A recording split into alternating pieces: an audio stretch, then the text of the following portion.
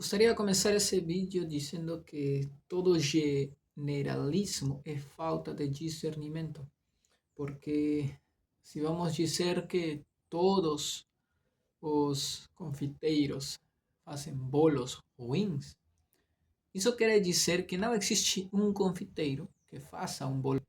Da mesma forma, se dizemos que todos os pastores são ruins, isso quer dizer que não existe um só pastor ou ministro de Deus que esteja fazendo as coisas certas.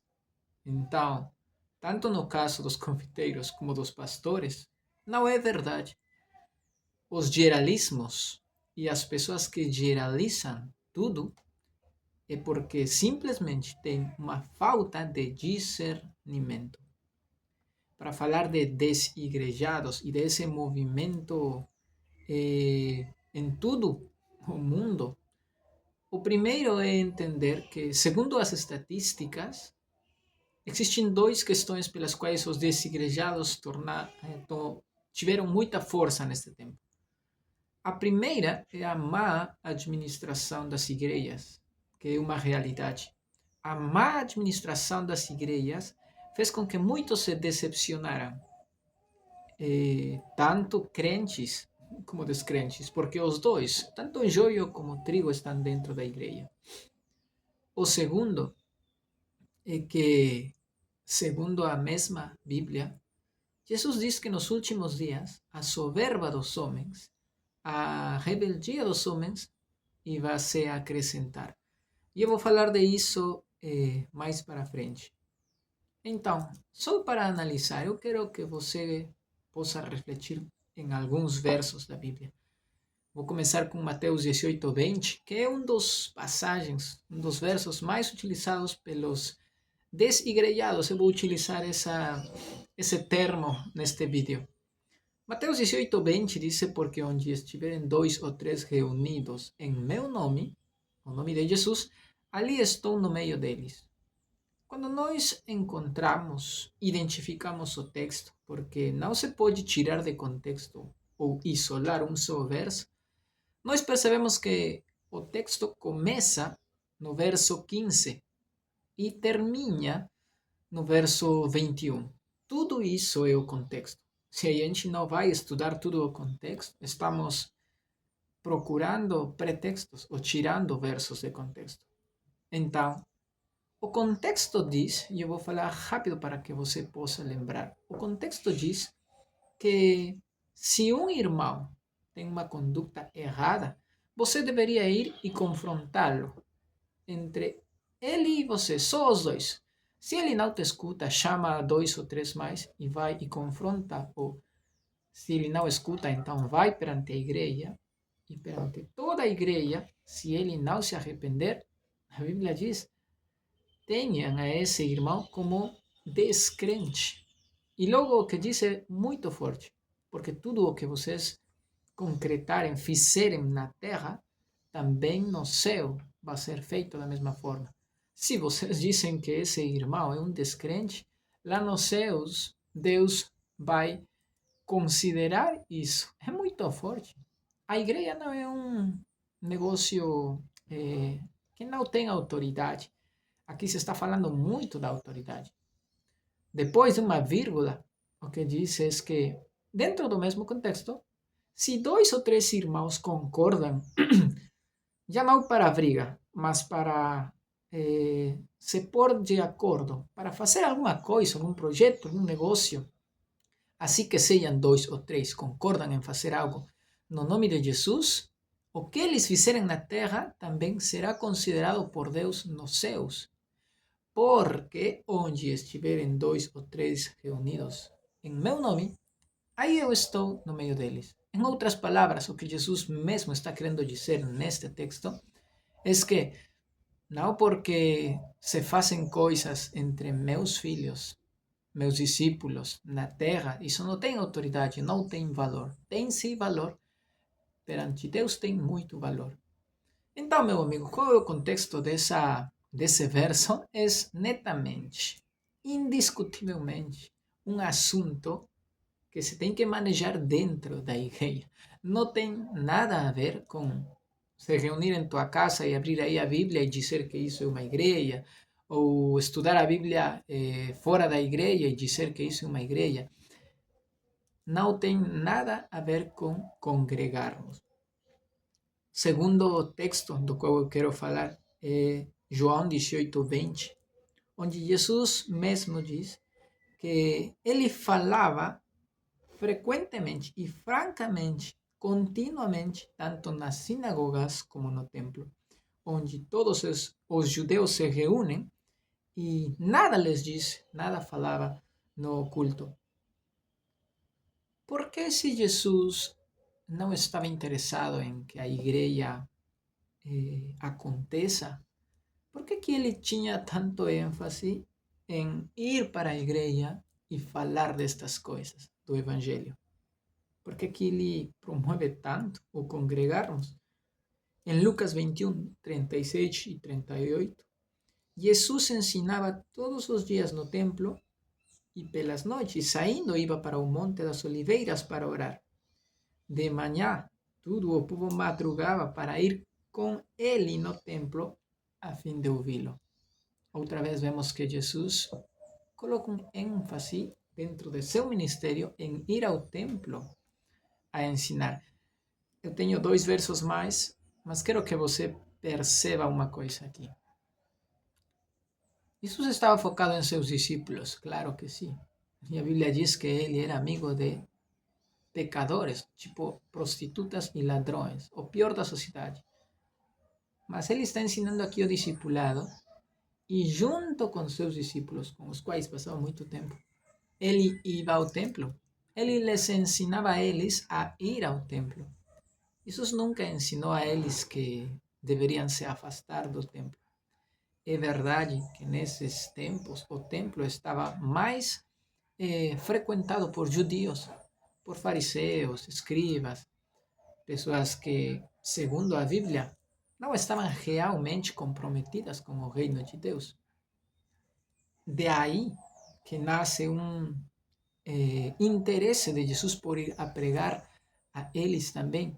Mas olha só, que em nenhuma parte da Bíblia diz que Jesus, porque aí estavam pessoas tipo yo-yo, tipo pessoas que não estavam entendendo as coisas direito, não por isso Jesus apagava a igreja, destituía a igreja, tirava a autoridade ou simplesmente falava para os outros, não vai para o templo.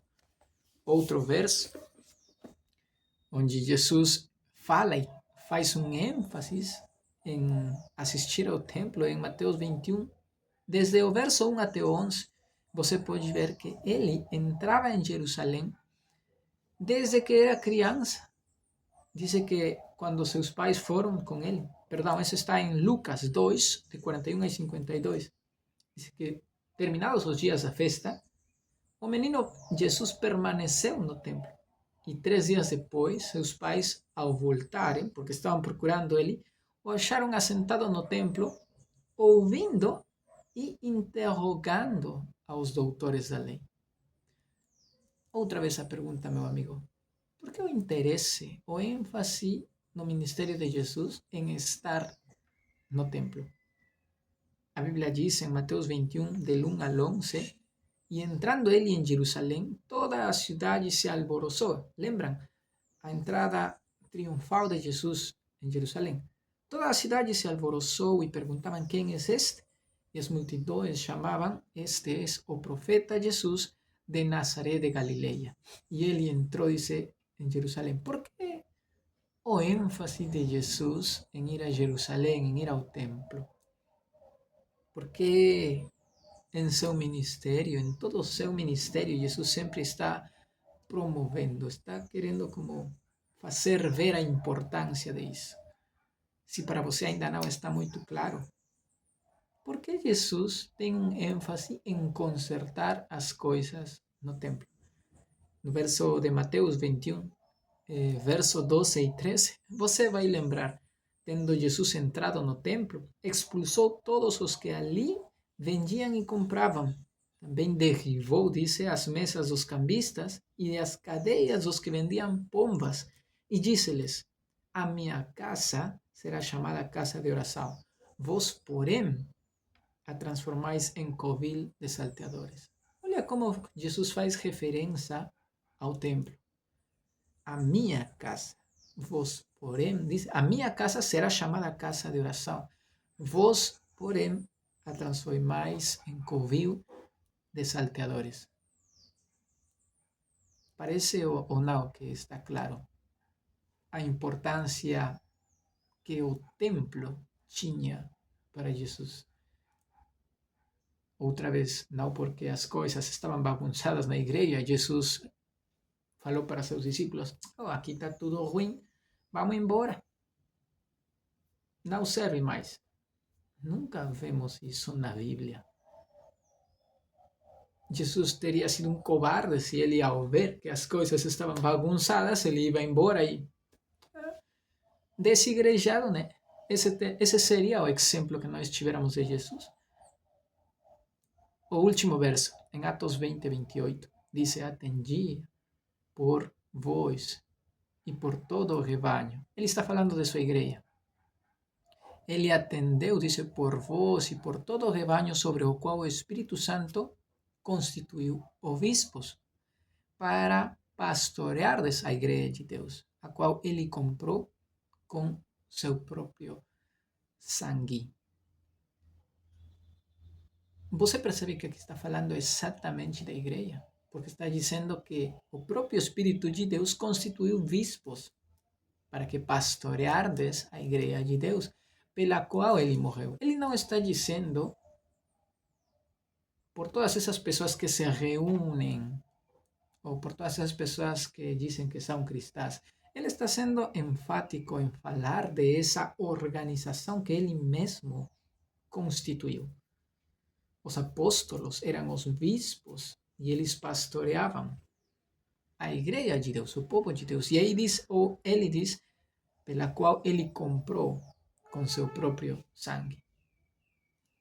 Tendo esse contexto, meu amigo, muito claro, agora eu lhe pergunto, por que Jesus iba se incomodar instituindo uma organização que ele chamou de igreja, dedicou sua vida em bispos, né, apóstolos? Porque ele teria se incomodar com tudo isso para depois destituir a autoridade e dizer que isso não serve, ou que isso é opcional, que se você quiser pode ficar dentro dessa organização, e se você não quiser, simplesmente está tudo bem. Por que Jesus tive tanto ênfase em promover, constituir, instituir, em estabelecer essa turma de bispos e de discípulos, em organizá-los para que funcionem com hierarquia? Por quê? Se depois ele ia largar tudo e dizer, não, isso é opcional, ou isso não é tão importante, como muitos falam hoje. Jesus mesmo foi quem estabeleceu a igreja. Muitos católicos dizem que Pedro, mas não, a Bíblia diz que foi Jesus quem instituiu. Ele foi quem desenhou, quem instituiu, constituiu, estabeleceu a igreja. Então, meu amigo, se foi Jesus quem fez tudo isso, e se nós logo conseguimos observar na Bíblia que tudo o que ele inspirou a Pablo e aos apóstolos tivera que ser feito, foi feito, verdade? Para que outra vez o Espírito Santo ia se incomodar, revelando coisas tão específicas de como liderar a igreja? Olha, 1 Timóteo capítulo 3, capítulo 1 fala, o bispo tem que ser isso aqui, marido de uma só mulher, que cria seus filhos bem em casa, tem que ter ética e bom testemunho perante os descrentes. Por que tanta especificação de como tem que ser um bispo, para que depois fale, mas isso é opcional? Para que falar tanto de como se deve manejar as situações, os conflitos dentro da igreja? Para que inspirar tanto aos apóstolos para que saibam como dirigir a igreja, a hierarquia, a estrutura, o fato de evangelizar, de pregar, tudo está tão específico na Bíblia. Para que Jesus se incomodar dizendo que escrevam tudo isso em seu livro sagrado para que depois venham alguns a falar, mas isso é opcional, ou isso não serve? Outra vez, o fato de que tenha problemas, e certamente existem igrejas com problemas, não significa que todas estejam na mesma situação. Toda igreja é imperfeita, não existe uma igreja perfeita. Temos que ter a sabedoria para reconhecer qual é a igreja de Deus e qual não, mas isso não significa que todas são iguais. A verdade, meu amigo, temos que ser sinceros. Para muitos é uma desculpa, porque o mais confortável é não assistir. E aqui quero falar para terminar disso aqui. Certamente, a Bíblia diz que nos últimos dias a soberba e a rebeldia, o orgulho do coração do homem teria se acrescentar, crescer muito. E essa é a verdade. Jesus, ao ensinar tudo isso aqui, não é para nos incomodar, não é porque quer o mal para nós. É tudo o contrário. Pessoas que desistiram de ir à igreja, pessoas que se frustraram com a igreja e simplesmente se afastaram, estão estagnadas, estão envolvidas, estão cheias de problemas. Se você considera, ao mesmo tempo que subiram os divórcios e os conflitos familiares, foi o mesmo tempo no qual começou essa onda de desigrejados em toda a América. ¿Por quê? Porque é óbvio. A igreja é para humildes. E quem entende isso, quem reconhece que precisa orientação, conselho, quem reconhece que precisa confronto por pessoas que Deus está aí trabalhando em suas vidas, quem reconhece que precisa estar sendo dirigido continuamente, vai permanecer na igreja, entendendo que é aí onde ele consegue se consertar cada vez mais e caminha numa futura santificação. É esse o sentido de estar na igreja. Nossa santificação. É porque existe a soberba no coração do homem cada vez maior, que agora não querem se sujeitar a seus mestres, a seus líderes. Por isso não recebem conselho, por isso não estão sabendo que estão fazendo bem ou mal, por isso não estão sendo piedosos com outros irmãos, não estão ministrando nem influenciando, não estão discipulando ninguém. É uma grande desculpa dizer que porque a igreja é ruim eu já não assisto mais. E tudo bem, mas por que então você segue estagnado? Se de alguma forma está fazendo acontecer a igreja sozinho, por que está estagnado? Por que não está discipulando? Por que não está cada vez mais santo, cada vez mais enfático nas coisas de Deus, cada vez mais comprometido com as coisas do reino? Com certeza, Deus vai nos cobrar o dia do juízo, se nós vivemos em rebeldia. Mas aqui na terra vai ter também consequências. Quais? Tristemente, meu amigo, acontecerão ainda mais divórcios, acontecerão ainda mais depressão na vida das pessoas, acontecerá cada vez mais esse problema da ansiedade, estagnamento espiritual na vida das pessoas. Por quê? Porque não foram humildes, não reconheceram que esse não foi um invento do homem, mas foi o que Jesus mesmo constituiu. Muito obrigado, comigo será até outra oportunidade.